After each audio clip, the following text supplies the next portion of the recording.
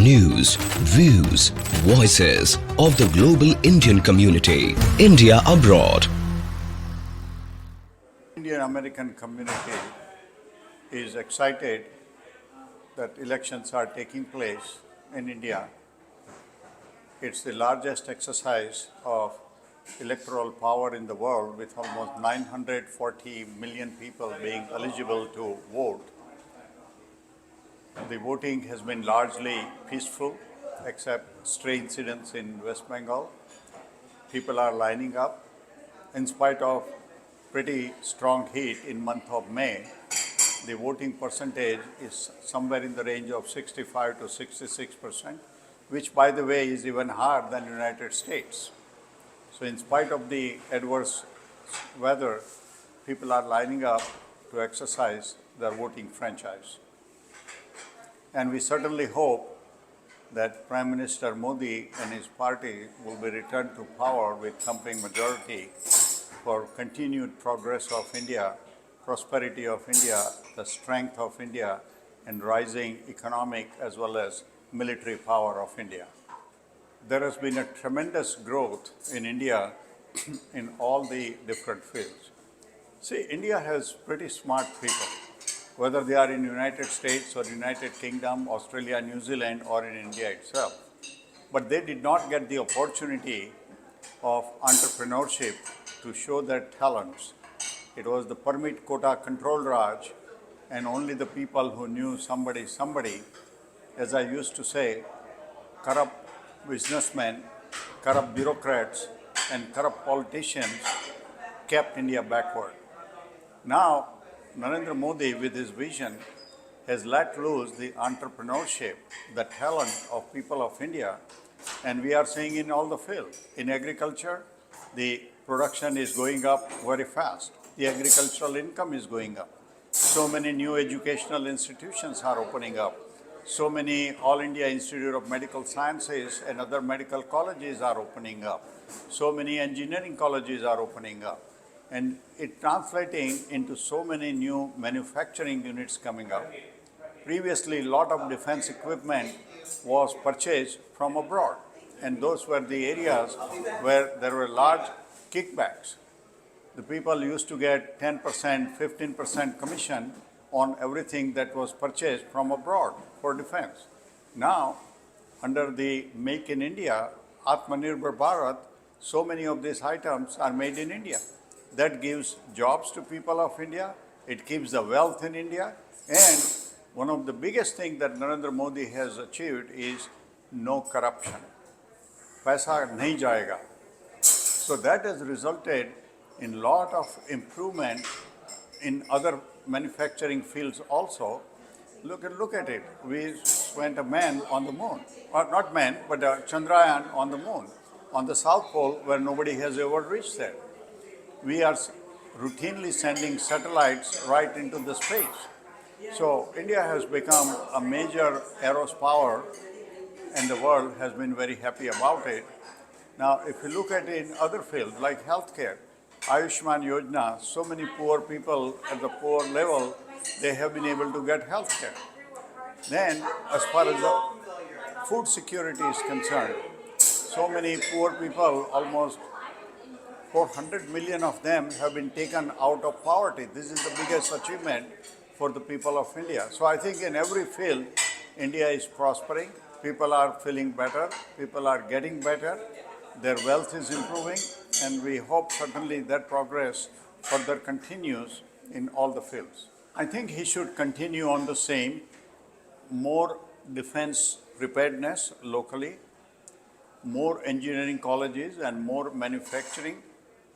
China has given us a tremendous opportunity that all those things that are being made in China, certainly most of the American and European companies, they want to diversify their source, and India, with all its talent, the right policy, non-corrupt environment, can bring a lot of manufacturing to India. That will be a real major thing to make further manufacturing power. As far as education is concerned, we have reached the literacy rate of almost 72%. Now, it was only 12% in 1947. So it has multiplied by 6 times in last 75 years.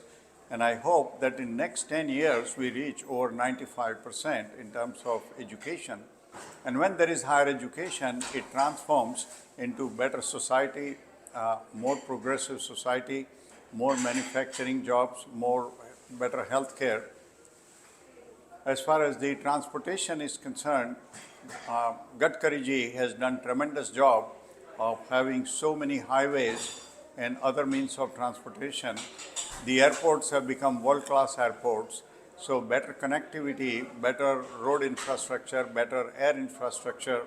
The rail infrastructure is improving considerably with newer trains, faster Vande Bharat trains, and hopefully in his next term, we'll have the first bullet train between Ahmedabad and Mumbai. And once that is successful as a pilot project, I hope more bullet trains come up so there is a speedier transportation.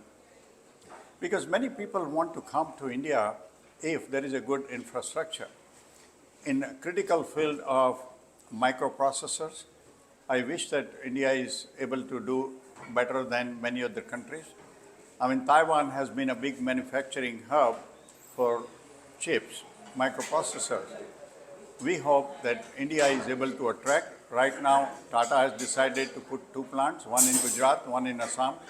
Micron is putting 1 plant in Gujarat, and I hope major manufacturers of microprocessors also come to India and take advantage of India's talent. I think there is a total misinformation, total false narrative, whether it is deliberate or because of poor information or misinformation. Number one, India has a very vibrant democracy. Think of it.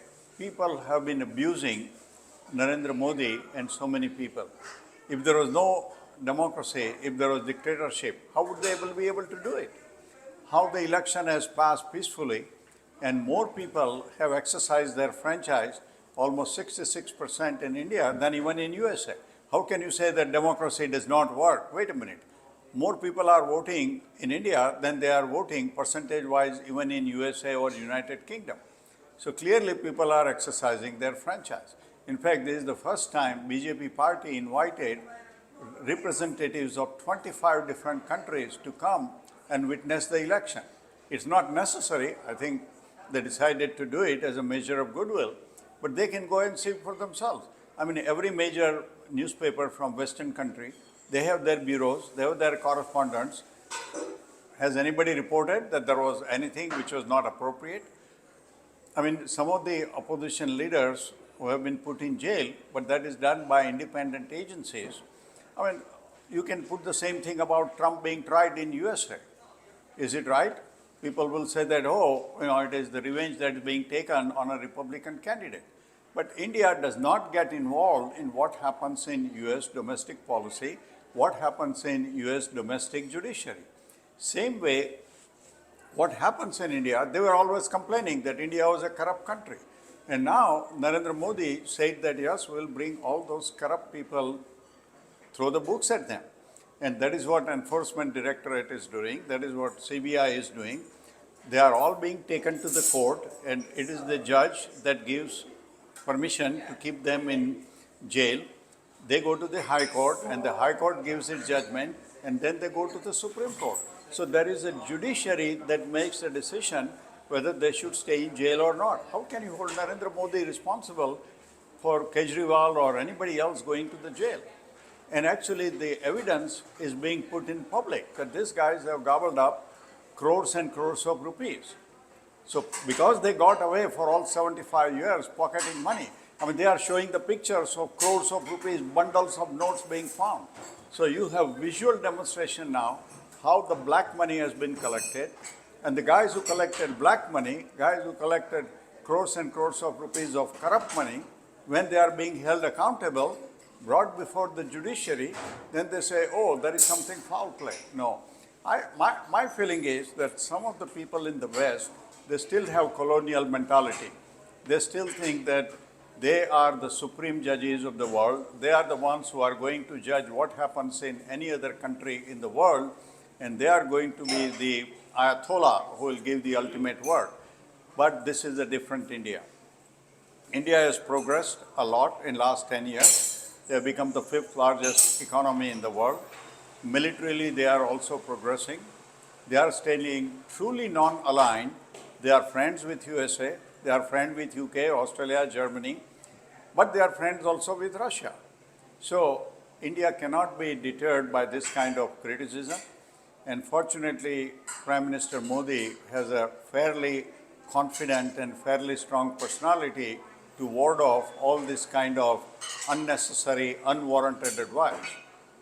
I mean, look at there are guys like Panoon who openly give threat that they are going to put a bomb, they are going to blow up the airliner, it is not safe to travel, telling the Hindus to get out of Canada. Nothing happens to them. What kind of law and order Mr. Trudeau is talking about? When not one person has been arrested who attacked the Indian consulate, who defaced Hindu temple. Same thing in United States. San Francisco consulate was attacked. There are 6 Hindu temples in California that were defaced. Not one person has been prosecuted for it. In fact, Air India Kanishk, Boeing 747 was blown out. 329 people were murdered. Nobody has been held accountable for it. So all the things that they are talking about, law and order, what law and order you are talking about? Absolutely. I mean, Canada and most of the Sikhs are very decent, very patriotic, India-loving people. It's a very small minority of misguided Sikhs, probably paid and trained by Pakistan. They are the ones who are creating trouble in name of Khalistan. So my thing to Trudeau will be, okay, give them Khalistan in Canada. Canada is a large country. Give them Khalistan. Let them be happy. It's not the Indian Sikhs who are doing it. Indian Sikhs are very happy in India. They are exercising their franchise, both in the state election as well as federal election. In fact, 50% of the Sikhs in India, they live in the rest of the India. They are prospering. They are one of the most prosperous community in India. They don't have any problem. The Khalistan problem is only in Canada, maybe a little bit in USA. So if US government wants, give them a piece of land, let them be happy. After all, they are foreign citizens. They are either citizens of USA or citizens of Canada. What right they have to interfere in what is happening in India? And if they want a separate land for them, let Trudeau give it to them. And if USA thinks that that's a good idea, we are standing right in front of Abraham Lincoln's, right? What did he do when South wanted to secede? We had a civil war. And in Washington, Desi, he is being celebrated as father of the nation. So, but this is not a problem of India. Indian Sikhs don't want to have anything to do with it. It is the foreign-born or foreign living Sikhs and only a very tiny fraction of them. I have to give credit to most of the Sikhs. They are very nice, decent, patriotic people. So why does this very tiny minority is being given so much of importance by Trudeau and no action is being taken against the troublemakers? What kind of law and order Prime Minister Trudeau is talking? India has come up tremendously in terms of enjoying the respect. Ultimately, when there is a stable government, there is a strong government, a government elected with a clear mandate, a government that is strong economically. I remember the days of PL 480 when India had to import wheat. My parent had to stand in line to get the ration for wheat at the time. How would people look upon you? Today, India is exporting food grains. When the crisis happened because of Ukraine war, India was able to supply food grains to the rest of the world.